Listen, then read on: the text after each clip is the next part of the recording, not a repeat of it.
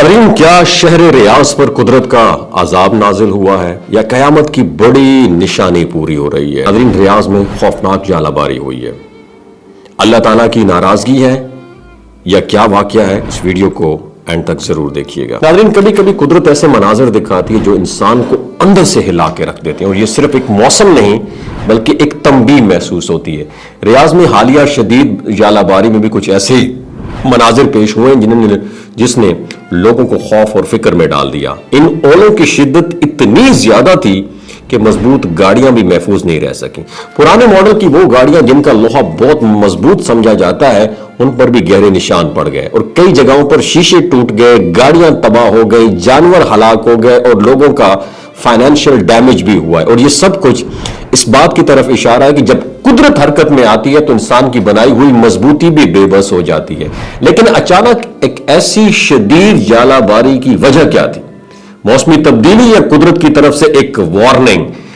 Islami point of view से देखा जाए तो ऐसे वाकयात हमें अल्लाह की कुदरत और उसकी नाराजगी याद दिलाते हैं। कुरान और हदीस में बार बार यह बयान हुआ है कि जब जमीन पर गुनाह बढ़ जाते हैं, जब लोग अल्लाह के अहकामात से दूर हो जाते हैं और बुराई को आम कर देते हैं, तो फिर अल्लाह ताला की तरफ से वार्निंग आती है। और ये वार्निंग कभी बारिश की सूरत में, कभी जलजले की सूरत में, और कभी ऐसे गैर मामूली मौसमी वाकयात की शक्ल में हाजिर होते हैं कि कयामत की निशानियों में ये सब बातें शामिल हो जाती हैं। और ये बात भी शामिल है कि वक्त के करीब कुदरती आफात में इजाफा होगा, मौसमी निजाम बदल जाएंगे और ऐसे वाकयात देखने को मिलेंगे जो पहले कम भी नजर आते थे।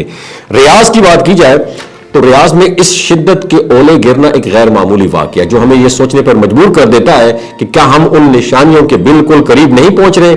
अगर बात करें रियाज की, तो रियाज की पिछले कुछ चंद सालों में रियाज में इस्लाम मुखालिफ सरगर्मियां बिल्कुल पीक पर है। म्यूजिकल कॉन्सर्ट्स, नाइट पार्टीज और डांस शो, फहाशी, बेहयाई और गैर इस्लामी एक्टिविटीज बिल्कुल आम होती जा रही हैं। जब मुआशरा इन चीजों को मामूली समझने लगे तो यह खतरे की घंटी होती है मेरी जान।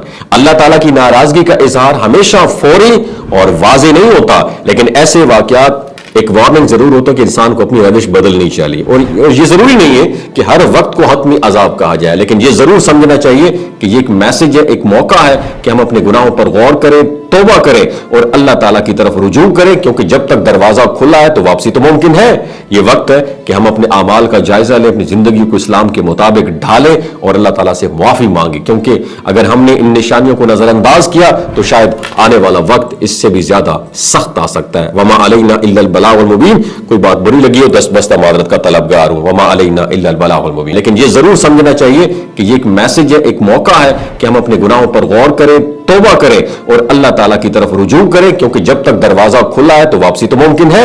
ये वक्त है कि हम अपने आमाल का जायजा लें, अपनी जिंदगी को इस्लाम के मुताबिक ढालें और अल्लाह ताला से मुआफी मांगे, क्योंकि अगर हमने इन निशानियों को नजरअंदाज किया तो शायद आने वाला वक्त इससे भी ज्यादा सख्त आ सकता है। वमा अलैना इल्लल बलागुल मुबीन।